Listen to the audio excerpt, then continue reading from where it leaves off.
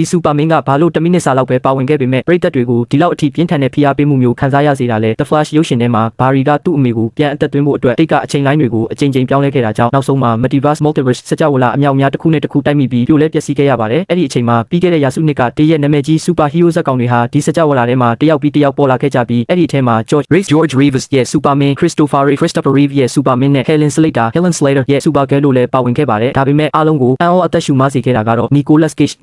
တရုပ်ဆောင်ထားတဲ့ Doomsday Superman မဟာပျက်စီးခြင်းကဘာက Superman ပဲဖြစ်ပါတယ်သူဟာပေါ်ချင်းမာတင်အင်မတန်ဆွမ်းထက်ပြီးလွှမ်းမိုးချုပ်ကိုင်နိုင်စွမ်းရှိတဲ့ပုံစံကိုပြသခဲ့ပါတယ်ပုံမှန်ဆိုရင်နေအောင်ကြီးကခရစ်ပတ်တွန်ဂျိုသားတွေရဲ့စွမ်းရည်ရင်းမြစ်ဖြစ်ပြဒီရုပ်ရှင်ထဲမှာပဲ Superman ရဲ့အမ Supergirl ဟာမြေအောက်ထဲမှာပိတ်လောင်ခံရပြီးနေအောင်မရတာကြောင့်စွမ်းရည်မရှိဘဲအာရင်ကုန်ခန်းကတာမန်လူတယောက်လိုတော့မတက်မရက်နိုင်အောင်ဖြစ်နေခဲ့တာပါဒါပေမဲ့ Nicolas Cage ရဲ့စကြဝဠာထဲမှာတော့နေမင်းကြီးကိုအေယာမပင်ကူကြီးကဝမ်းမြို့သွားခဲ့ပြီးဖြစ်လို့သူရင်ဆိုင်နေရတာကငရဲပုံလိုအခက်အခဲဆုံးအဆင့်တန်းမျိုးဖြစ်နေပါတယ်အမောင်ထုထဲမှာဘာအထောက်ပံ့မှမရှိဘဲ Superman ရဲ့အားထားရဆုံးအပြာရောင်စွမ်းရည်နဲ့ဘိုးဘားကိုတိုက်ရိုက်ပဲဖျက်လိုက်တယ်လို့ဖြစ်နေပေမဲ့